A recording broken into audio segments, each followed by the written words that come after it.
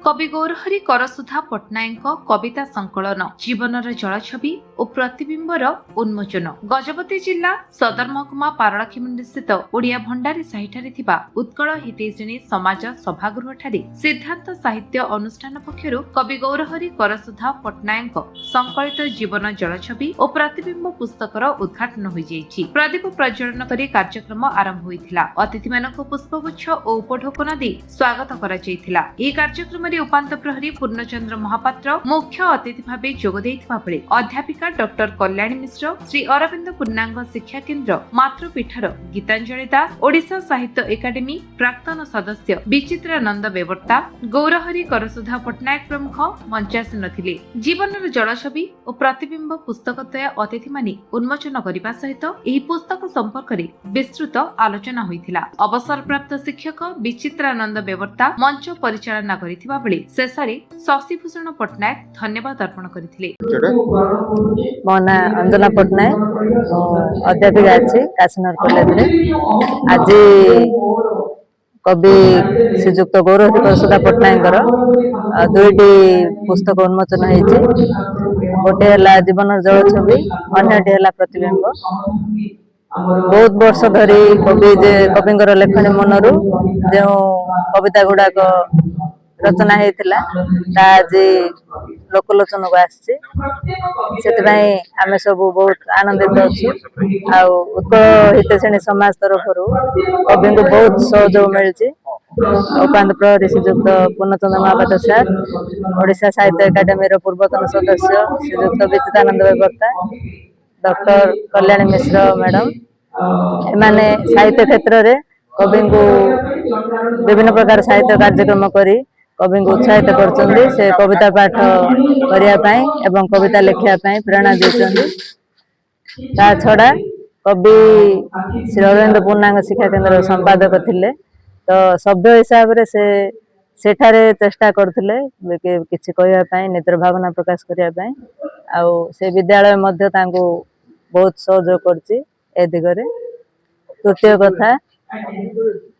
तृतीय कथा परिवार माता जे थिले से जने धर्मपरायण महिला थिले।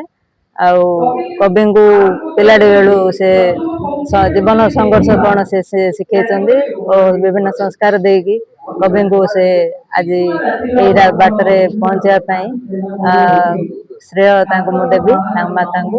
द्वितीयतः पत्नी जे कि गोटे उपयुक्त सहधर्मिणी कवि को प्रत्येक क्षेत्र में प्रेरणा देते, सहयोग प्रदान कर कविता लिखा क्षेत्र में।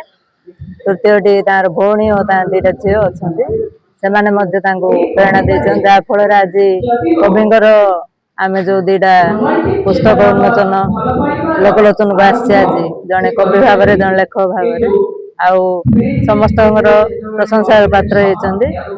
तेणु परिवार को मु धन्यवाद देवी। मैं विचित्रानंद बेवर्ता, सदस्य ओडिशा साहित्य एकाडेमी प्राक्तन सदस्य ओडिशा साहित्य एकाडेमी। सर कौन कहे आज कवि दुईटी उन्मोचन होती लागू से बही जो उन्मोचन है माधुर्य रही कवि कौन कहे? बही उन्मोचन हवाटा हूँ कवि मान गोटे सुंदर पुरस्कार भगवान प्रदूषस्तुर अमूल्य उपहार। से उपहार सी पाई उपहार को बांटी समस्त सामने। कवि गौरहरी करसुधा पट्टनायक दुईटी कवि, गोटे हूँ प्रतिबिंब, अन्य हूँ जीवन जलछवि।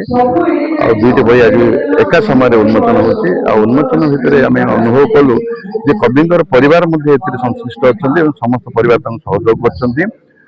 कविता गुड़िक समाज चेतना अच्छी। कविता गुड़िक लेखनी गुड़ाक त्याग निष्ठा रही समाज घटना दुर्घटना को लेकिन लिखिं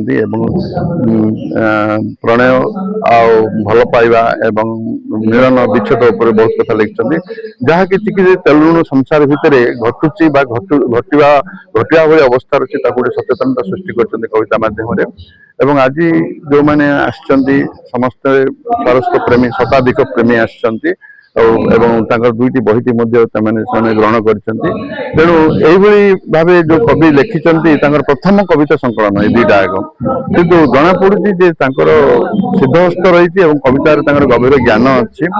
ଆଉ ଆଜି ଆମେ ସମସ୍ତେ ଉପାନ୍ତ ପ୍ରହରୀ ପୂର୍ଣ୍ଣଚନ୍ଦ୍ର ମହାପାତ୍ର କୁହନ୍ତୁ, ବିଚିତ୍ର ବେଗତା ମୁଁ ନିଜେ କୁହନ୍ତୁ, କିମ୍ବା ଆମର ଡକ୍ଟର କଲ୍ୟାଣୀ ମିଶ୍ର କୁହନ୍ତୁ, ତାଙ୍କର ପତ୍ନୀ ଧର୍ମପତ୍ନୀ ଗୀତାରାଣୀ ପଟ୍ଟନାୟକ କୁହନ୍ତୁ, ତାଙ୍କ ପରିବାର ସ୍ନିଗ୍ଧା ପଟ୍ଟନାୟକ କୁହନ୍ତୁ, ଏ ସବୁ ଯାକ ତାଙ୍କ ସହିତ ସହଯୋଗ କରିକି ଆଜିର କାର୍ଯ୍ୟକ୍ରମକୁ ସଫଳ ହେବାର ଆମେ ଚେଷ୍ଟା ଚଲେଇଛୁ ଏବଂ ସଫଳ ହେଇଛି ମଧ୍ୟ।